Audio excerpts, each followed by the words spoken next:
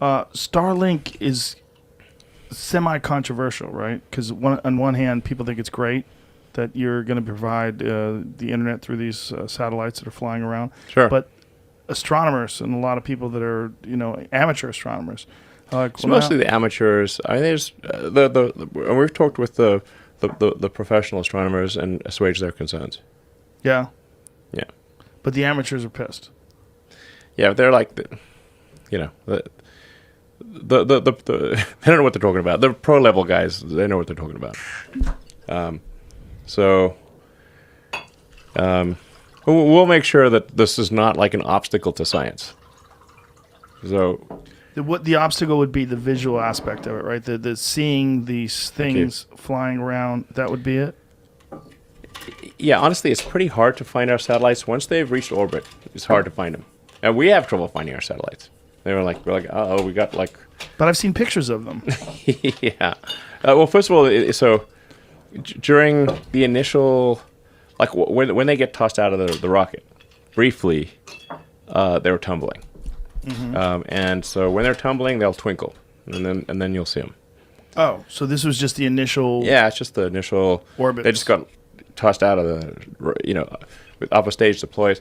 The way we deploy them, we don't even really have a separation mechanism. You can see the video online, but we kind of tie them down like a bundle of hay, and then we let go of the rods that are holding this big bundle of satellites down.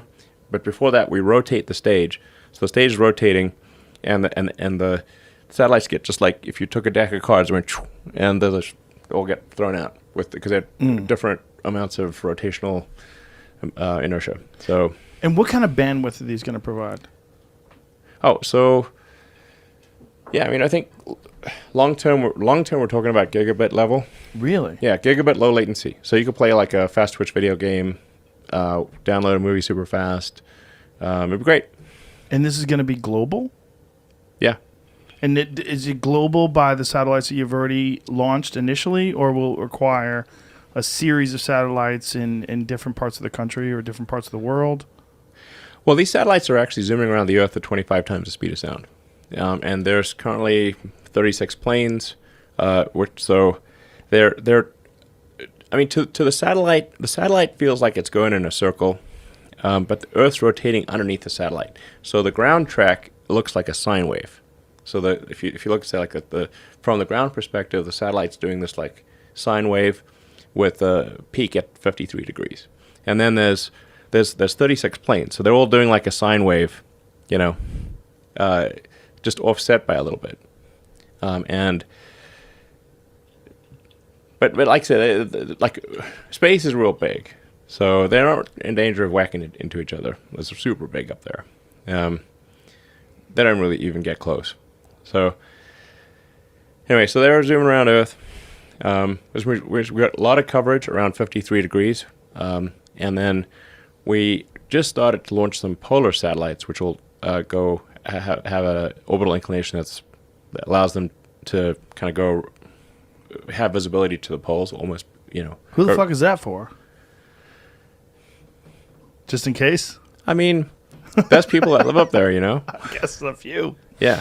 Yeah. There's Antarctic research stations. Okay. So they're going to have internet access. It's They can play Halo up there. Yeah, they're going to go from having trash for internet to having incredible internet. Wow. Yeah. So it'll be the whole world. Yeah. Wow. Wow. Yeah, everywhere on Earth will have high bandwidth, low latency internet. And will you be able to increase the bandwidth over time through software? There's a lot that can be improved with software, but I should say that there's going to be a role for many different types of connectivity. So Starlink is great for low to medium population density, but the satellites are actually not great for high density urban. So you're actually better off having 5G for that. Really? Yeah. Because the thing is, that satellite's pretty far away. Right. So you got that satellite. It's over 500 kilometers away, even if it's right above you.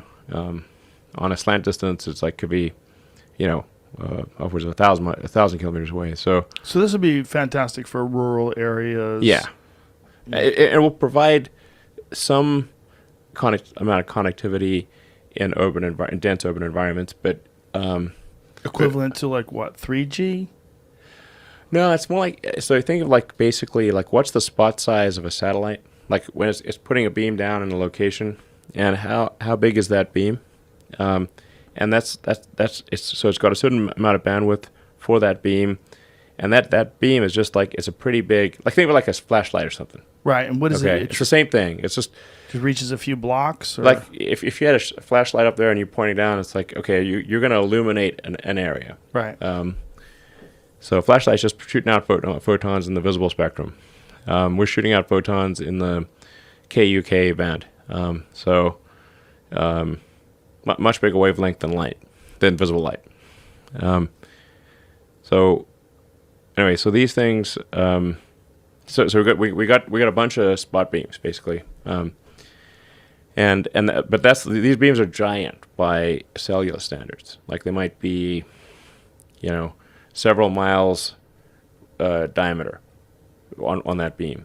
So then you got, say for argument's sake, 10-mile diameter, 16-kilometer diameter beam. This is a lot of area that it's, and all those terminals in that area will get the same information because it's got that beam that's just going down to that spot. So, whereas you could have like a 5G tower that's the ones that aren't causing corona.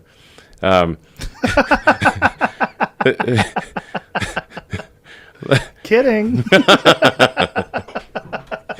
5G causes corona. It's a fact. Oh my God. Have you seen any of that stuff? That's one of the most disturbing things about the internet. Anyway, go ahead. Well, I mean, when technology is magic, then you don't know what to believe. Right. And when you're a moron, you believe anything. Well, let's say, so a cell tower could have a range of, a mile or, mile / 1.5 kilometers. It basically could have like 1% the area of a satellite beam. So, like, if you had something that was, a 1 mile or if I can say kilometer, or 10, it's going to be the square of that. That is the area. So, satellites are great for low to medium density.